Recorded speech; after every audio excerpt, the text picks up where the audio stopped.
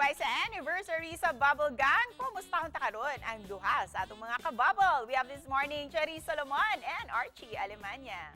Mayong buntag, maupay nga aga, Archie and Cherise. At welcome dito sa paboritong morning show ng lahat, ang GMA Regional TV Live. Isang good morning naman dyan para sa ating mga fans sa Bubble Gang. Maayong buntag, Cecil, and maayong buntag sa lahat ng mga taga Central Cebu and Eastern Cebu. Maraming salamat. Good morning, maayong buntag sa inyo tanan. Maupay nga aga sa inyo pong sa atin pong mga kapuso dyan. Hello, Miss Cecil. Thank you for having us today. It's a beautiful day. Yeah, I know. And this morning, let's get to know you more dahil iba yung mga characters nyo sa Bubble Gang and iba din kayo sa likod ng set. Kaya ngayon gusto naming malaman kung ano at sino kayo sa likod ng set. So ituro nyo lang kung sino yung madedescribe ko sa aking mga questions. Alright, let's start. Okay. Sino ang pinakamakulit sa inyong dalawa?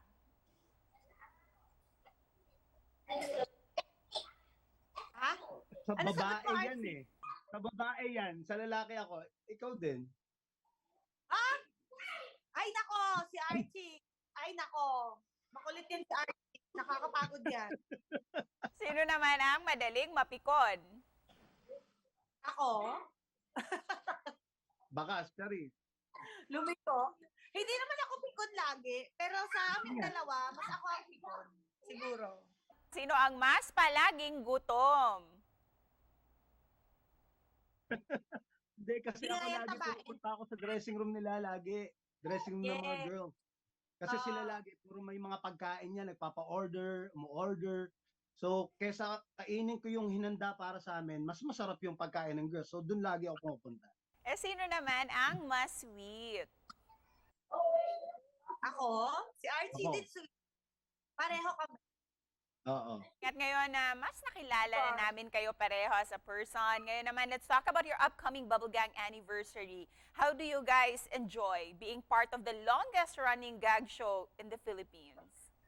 Siyempre, bubble gang yan. Talagang wala akong nakasama sa bubble gang na hindi pinangarap na makapasok sa bubble gang. Kahit hindi mo iniisip na magiging artista ka at makapasok ka sa bubble gang. Actually, yung maging artista ka is one thing, pero yung makapasok ka sa bubble gang is another thing. Ako naman, kung nakikita nyo yung Bubble Gang cast, kasi marami nagtatanong sa akin, ngayon sasagutin ko na marami nagtatanong, bakit si ganito nandiyan? Bakit si ganito nandiyan? Bakit? Sinala po talaga yan. Kasi kailangan namin magkakaiba ng personality, kailangan namin iba-iba yung ginagawa, kailangan may kanya-kanya kaming strength sa pagpapatawa. So, blended yan. Ikaw, Charisse, bakit mo maituturing na second family ang Bubble Gang? Ako kasi wala na talaga akong ibang pinupuntahan. Bukod dito sa pamilya ko sa bahay, ang mga nakakasama ko talaga, yung mga kasama ko sa Bubble Gang at Pepito Manaloto. Even if sa unti-unting, very rare times na nakakalabas ako ng bahay, sila pa rin ang kasama ko. Is how has Bubble Gang shaped your character?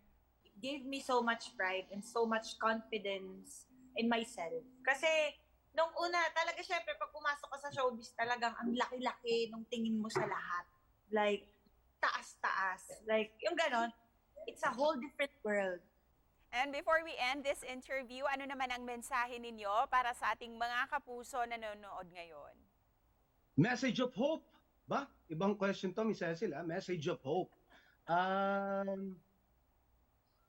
Siguro just sarili mo na muna ayusin mo. Ikaw ayusin mo yung sarili mo para yung ibang tao ma-inspire, mabigyan mo ng pag-asa, yung mga nawawalan ng pag-asa dyan. Start with yourself. Count your blessings, mga kapuso.